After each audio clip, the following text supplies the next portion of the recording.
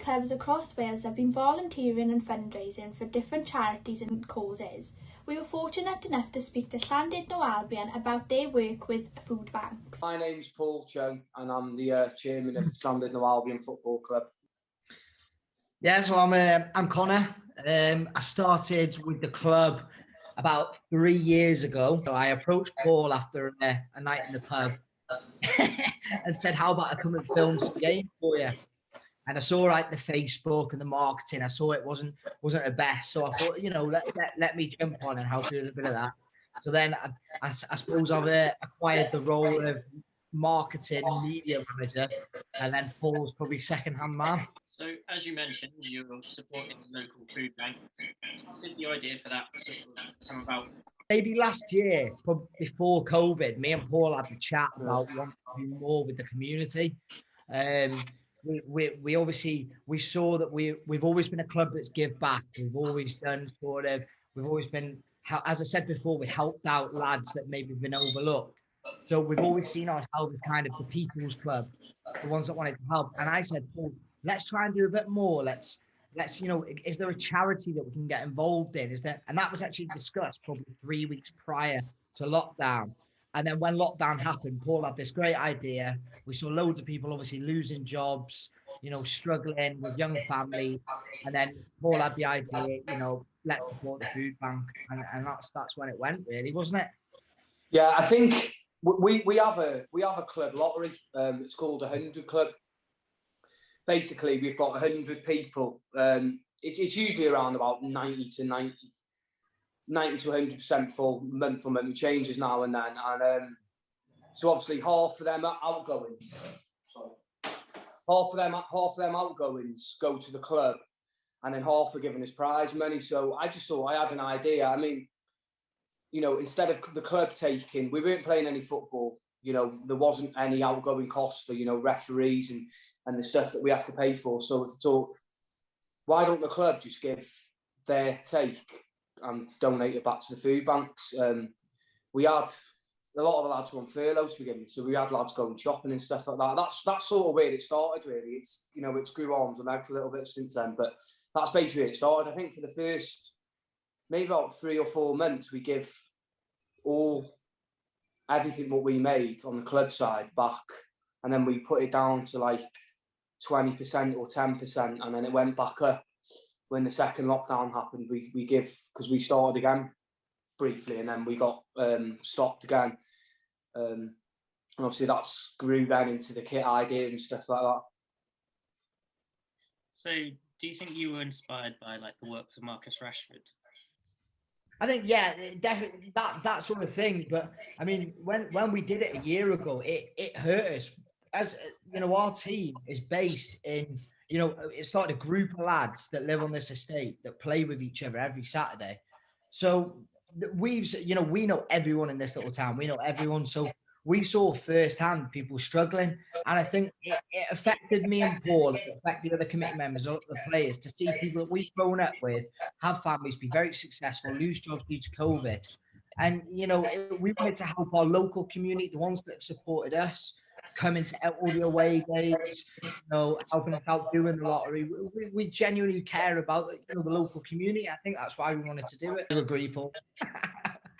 Yeah, I mean, I don't know when the Rashford thing started to grow momentum and stuff like that, but I'd want to even say that we'd started it before that, but it definitely gave us inspiration to keep pushing with it when it was happening. And to be honest, it helped us because you've seen a bit of an upstart. I had a lot of messages on the social media and stuff saying, can I get a number for your club lottery and stuff like that? I've seen that you donate it back. So it definitely helped, and it's definitely an inspiration.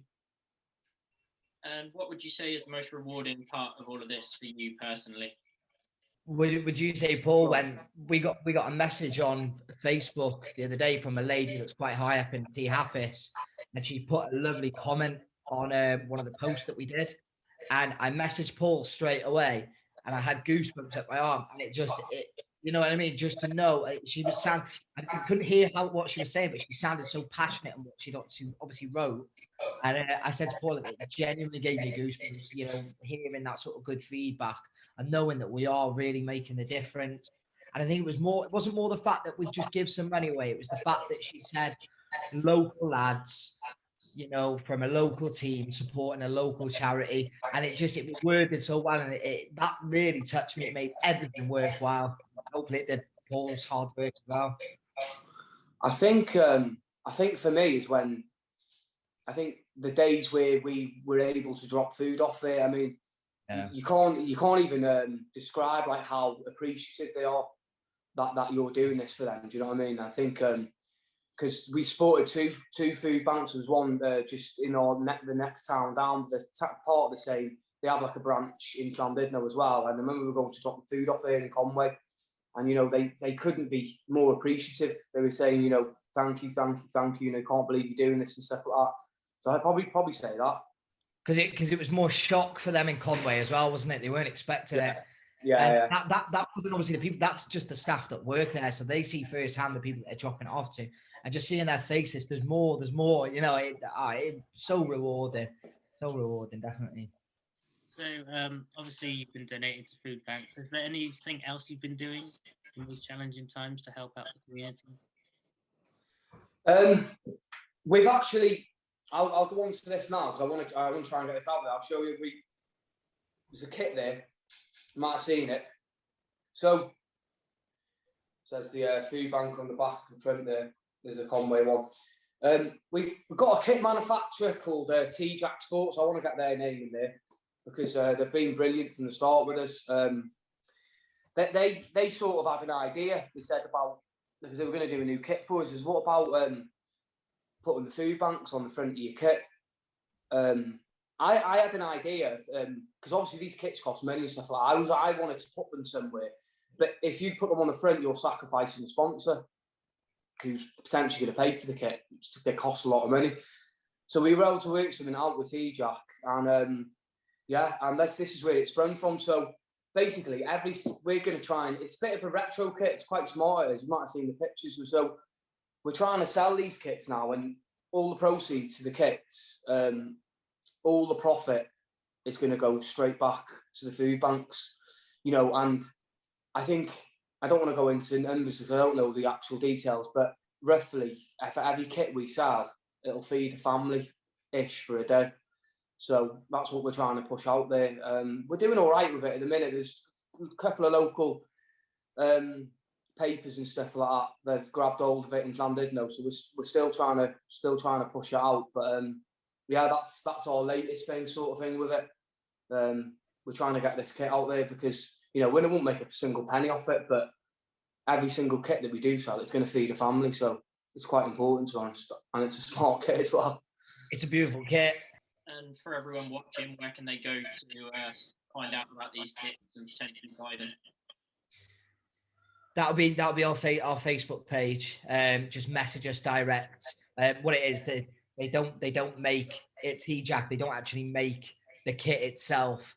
So we put in a bulk order to them, and they obviously make it. So just message our Facebook page. We've got size guides and everything. I think people prices, and they're also doing the name and the number on the back for free.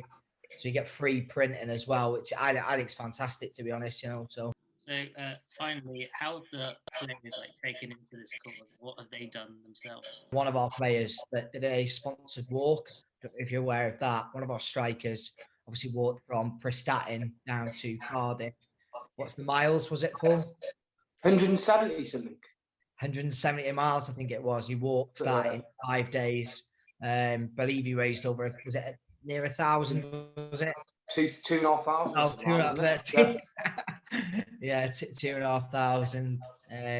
So obviously the players are all for it, and it's brilliant to see. Do either of you want to make any last comments on the whole cause? Anything you want to mention or shout out? I'll just say thanks for having us on. Maybe give us a little bit of a platform to push this out more. And if anyone wants to see or buy this beautiful kit, feeds, every kit sold feeds a family for a day. I couldn't even make that. You know, I'm really trying to drum that in. You know what I mean? For the sake of a football kit. So just thanks for having us, and hopefully this goes out there to a few more people, because to be honest, in 2021 we shouldn't be seeing people having to rely on food banks. And you know, if you ever have a chance to go there, you see stuff like nappies on the shelves and baby food and that, and people makes you think that people are actually relying on that to feed their babies and that, and kids. It's quite it will touch you, like. Yeah. So thank you so much, both of you, coming on and just telling us about this great story. It's been a pleasure and much. No problem. Thanks very much for having us. Cheers, mate. Time, guys. Bye. Thank you. Take care. In addition, we spoke to Swansea Rugby Club about their campaign fundraising for Freya, where they're raising money for the little girl Freya, who was sadly diagnosed with cancer. So for those of you who don't know, today we're joined by Tom Sloan from Swansea RFC. Tom, how you doing? Not too bad, thanks. Sunny day. Happy. Can you tell us a bit about Freya's story? Yeah, so quite a few people are aware of Freya Bevan and the fundraising that went on previously. The family been obviously doing everything they can to support Freya, and she's been doing really well. But over the last, I'm not sure the time scale, but the last couple of weeks there's been a bit of a relapse, I suppose. Freya was flying out to America for some treatment. And as she landed, she felt a little bit unwell. So I went to see the surgeon out there, and unfortunately the tumour that was there that she was to have treatment on had grown a little bit more. So she needs a further course of treatment. And they have to stay out in America. Basically, the treatment isn't here, so they have to stay out there. And that's where kind of this has come from, and we're trying to back them and support them as much as we can, really, to keep things going out there and make sure that she can have the treatment that she needs and deserves. What have you and the team put together to help raise money for Freya's treatment? Well, for me, it's quite challenging. For some of the other guys, they're flying through at the moment. So as Freya's out in San Diego, we decided to run or cycle to San Diego and back, which is just shy of 11,000 miles. And as a front row, as a prop, we all know running and cycling doesn't involve pushing or scrummaging. So trying to get through about 10 miles a day each at the moment. There's quite a few of us signed up. It's the Swansea RFC men and women's team, and a few of the backroom staff as well. And how touched is JP, the Swansea team manager, and his family about what you lot are going through? Oh, JP's one of those people that he appreciates everyone's help. He wouldn't ask for it.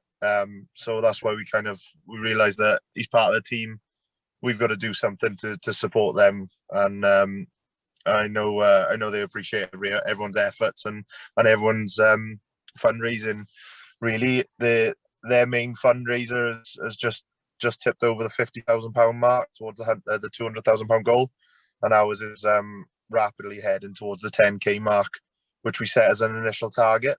But we've got a couple of raffles coming up, and auction prizes. A couple of local businesses have put in, and we're hopefully gonna smash that 10k out of the park and potentially go on to another 10k. Really, anything that we can support. Are there any other challenges that you and the team have got planned to raise money? There will be. So we're hopeful that on Friday that there might be a few more people allowed to do some exercising and some group activities. So we'll hopefully be planning a bit more of a group challenge, potentially down at St Helens, COVID pending and restrictions pending, really. But watch this space. The treatment it's not something that happens and it's done. So it's going to be some ongoing stuff. So this 10,800 miles is the first one, and then we'll just kind of go from there, really. But yeah, hopefully we'll be able to do maybe a 24 cycle at St Helens, something like that, as a group. I haven't told the guys this yet, so it might be news to them. But I'm sure they'll all get behind it and back it. And you touched upon how much you've raised and the target and stuff, but how big is it for you and the club, how the rugby communities come together to help support a matter like this? That's exactly why we felt we could and need to do something as well as a club. Obviously, JP is a massive part of our team. He does everything for us on a match day and make sure we've got everything we need. So it was a case of us returning the favour really and supporting him. And it's exactly that. The rugby family come together numerous times to support each other. And the battles on the field kind of get forgotten and everyone gets behind the cause, which is amazing and a testament to our sport really.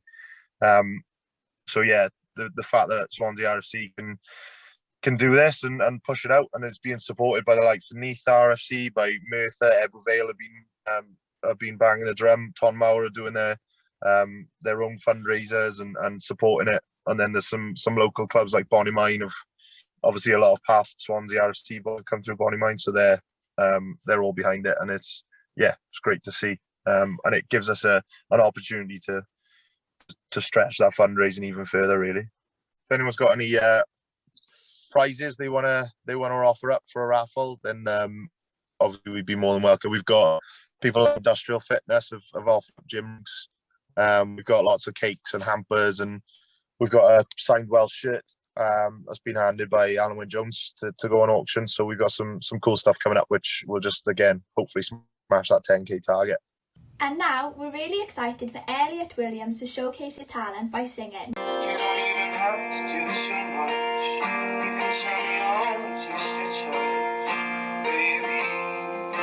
Look around and since city's cold and empty, no one around to judge me. I can't see clearly when you're on.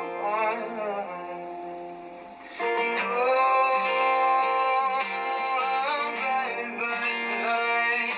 I can't see until I feel your touch. I'm drowning in the night.